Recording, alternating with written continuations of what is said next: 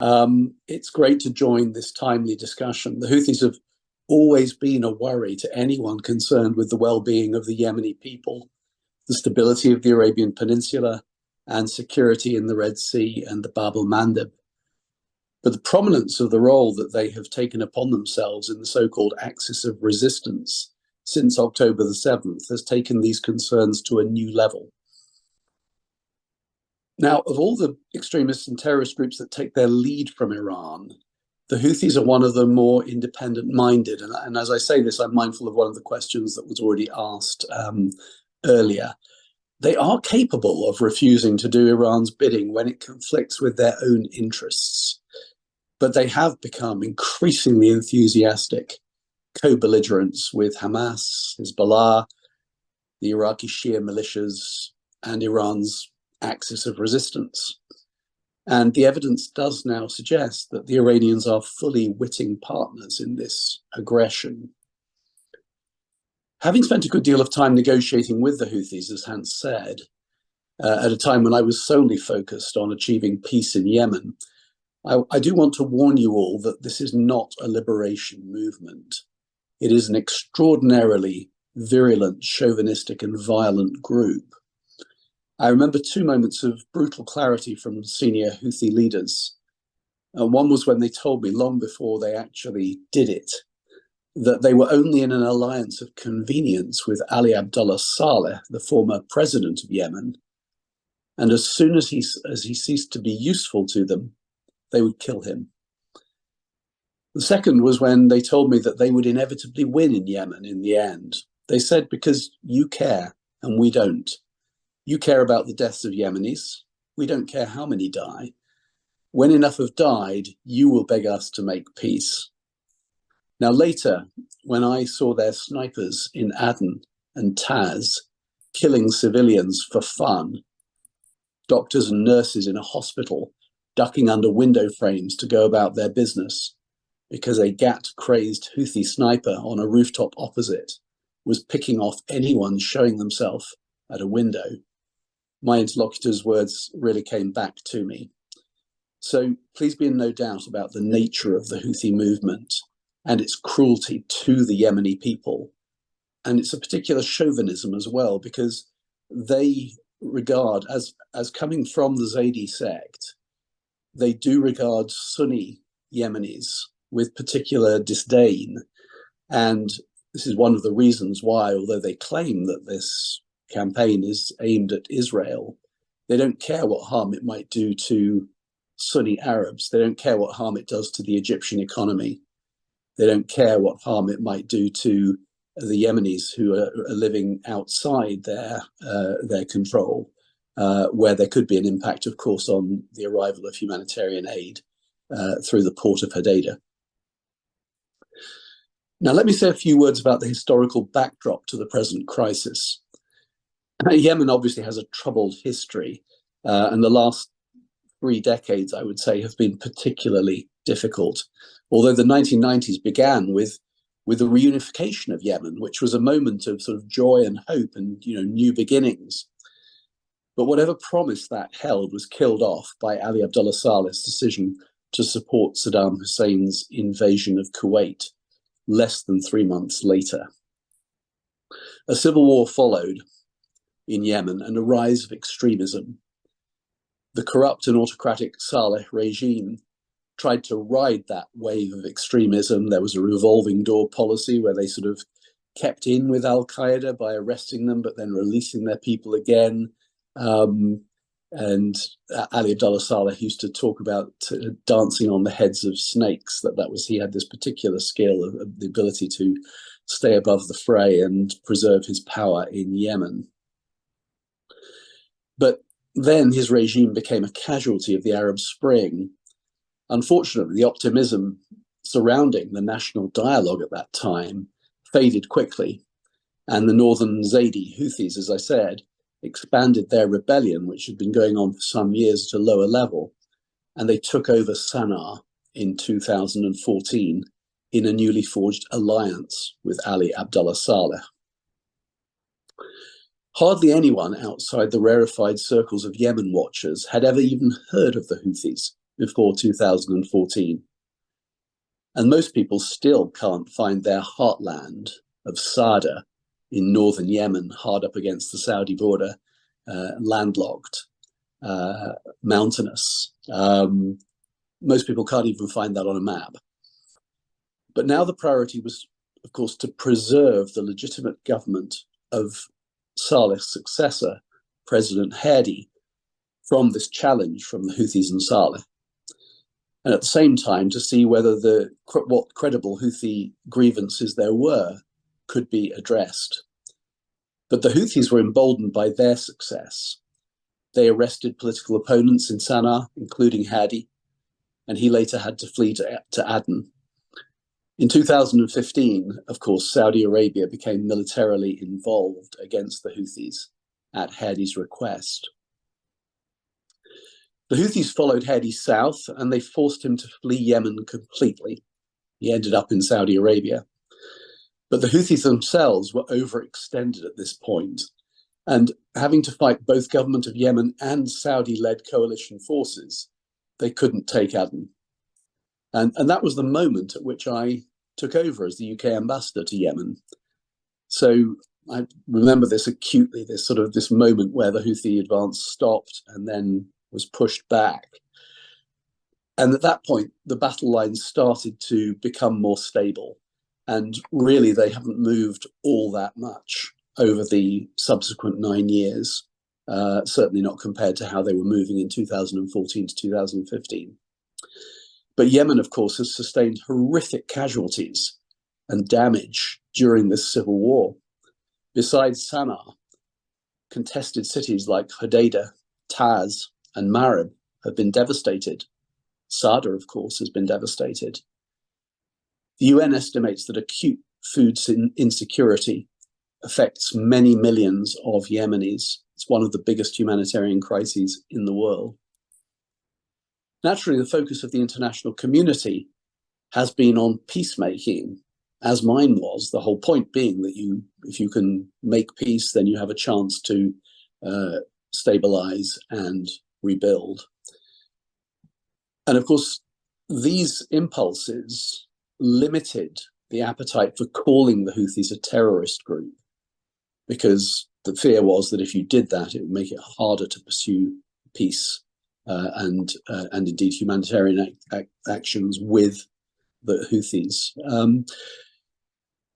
But then the Houthis, of course, wanted to expand the conflict. They were particularly keen to try to hurt the Saudis behind the front line. And they started sort of sending drones and making other forms of attacks deep inside Saudi Arabia, but with only occasional success. Then in early 2021, there was a transition in Washington, D.C. from President Trump to President Biden, and a rather curious flip-flopping of designation where just before he left office, President Trump designated the Houthis as a terrorist group, and immediately after taking office, President Biden reversed that decision. But when the Houthis conducted a lethal drone and missile attack on Abu Dhabi in January 2022, then the United Arab Emirates skillfully used its temporary position on the Security Council, the United Nations Security Council, to secure Resolution 2624. And that branded the Houthis as a terrorist group for the first time in a UN document. And of course, this has already been mentioned. The US has also now rebranded them as a terrorist group.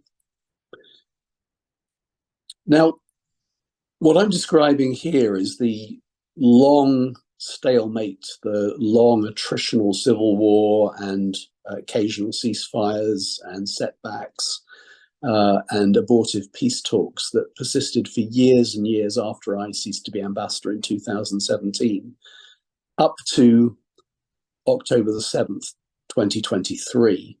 But now the scenario has changed significantly. The Houthis have embarked on this reckless program of attacking shipping in the Red Sea and the Bab el-Mandeb, and even in the Gulf of Oman. And of course, the tolerance of the US and others, as my colleagues have already said, was stretched beyond breaking point. And as Claire has just explained so impressively, the Suez Canal and the Red Sea shipping route is absolutely vital to the global economy. The Suez Canal, as is the Panama Canal, if you have these massively shortened journeys between oceans, of course, it has an enormous impact on global shipping. So there was a clear question of whether a militia that is illegally occupying a significant part of Yemen, including most of the Red Sea coast, could be allowed simply to challenge lawful international shipping lanes. Hence, we had the sequence of events that Josh described earlier, leading up to the sort of standoff we have at the moment, with enforcement action going on from the US, sometimes with the UK directly involved as well, and with the Houthis continuing to maintain defiance. And the US and UK enforcement action hasn't yet succeeded in deterring or preventing further attacks. But I do want to just mention one question which came up earlier, which is it possible that the Houthis would stop if there were a sort of significant pause in the conflict in Gaza? And whilst I completely agree with Josh that the Houthis care nothing about Gaza or Palestine, that they are doing this for their own reasons, the fact is that they are suffering a certain amount of capability attrition, and their position is not all that comfortable. It's interesting that their ability to sustain the threat may be impaired by the progressive attrition that they've suffered from the US and the UK. And so if they were given an excuse to stop and to say, because of us, this achievement occurred where the Israelis are no longer killing Palestinians, they might take it. They might take that as their opportunity to back out. So I think we shouldn't rule out that possibility. Now, besides the Houthis, of course, Iran has publicly arrogated to itself the right to interfere with the safety of international shipping in the Red Sea and to oppose any international efforts to secure it. An Iranian spy ship, the Behshad, is understood to have been guiding some of the Houthi attacks. But such Iranian maritime assets are, of course, potentially vulnerable to US-UK action. Interestingly, the UN announced in late December a significant step, as it called it, towards a ceasefire in Yemen. The UN envoy celebrated this supposed progress without making reference to Houthi attacks on international shipping. It may be that this Houthi tease of progress towards a ceasefire and new peace talks was a calculated move to play on the international community's long-standing wish for peace in Yemen and to make decisive action against the Houthis in Iran that much more difficult when it could be seen as undermining the prospects for that progress. The Saudis want to get out of a war that they have felt trapped in for years. The international community wants to see humanitarian needs in Yemen alleviated. And all of this begs the question of this webinar: is it possible both to pursue peace in Yemen and deterrence in the Red Sea and the Bab el-Mandeb? Now, recent US actions, including the assembling of the coalition with the UK and this facing down of Houthi aggression, shows that the Red Sea enforcement will be the priority. And I think the communications from the US and the UK have been very clear on this. This is a separate issue. It's not in any way related, whatever the Houthis claim, to what is happening in Gaza. And of course, this is a well-established principle about freedom of navigation. It has to be enforced. The Houthis are not a recognized government, and attacking them proportionately, of course, is not an act of war against Yemen. whereas, of course, indicating to them that their challenge is too difficult to meet and that they're deigning to talk peace after 9 years of brutalizing the Yemeni population is enough on its own to secure them a latitude to indulge in international blackmail. That would be, in effect, to surrender to them and to invite these kind of tactics to be tried by militias and hooligans anywhere around the world. There is no guarantee that the new UN talks will lead anywhere, so the Houthis must be told that those talks are welcomed for their own sake, but are unrelated to maritime enforcement, and that they will face severe kinetic consequences if their attacks continue. The one proviso is that kinetic action shouldn't damage critical infrastructure on the Yemeni coast or elsewhere in Yemen, particularly the port of Hodeidah, of course, which is essential to both commercial and humanitarian operations on which the well-being of so many Yemenis depends. We should, however, be looking again at the extent of Houthi diversion and exploitation of humanitarian aid. Now, I would add, during my time as ambassador, there was an endless series of incidents where Iran was accused of arming and supplying the Houthis. And although this was always denied, it was difficult to gain international consensus around it, there was absolutely solid evidence that it was true. And there was also reciprocity. During the Houthi advance across Yemen in 2015, we saw them prioritize releasing prisoners of interest to Iran. There is no doubt of the technical, financial, logistical, military support that the Houthis have enjoyed, both from Iran and from Lebanese Hezbollah. And now we see this clearly in Iran's support for what's happening in the Red Sea.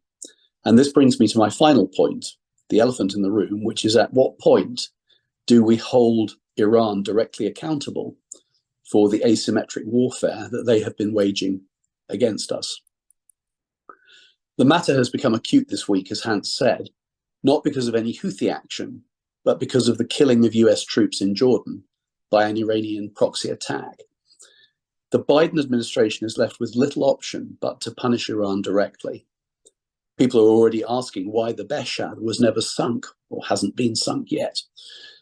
Iran's past conduct suggests that sending an unmistakable but proportionate message does not need to lead to reckless Iranian escalation.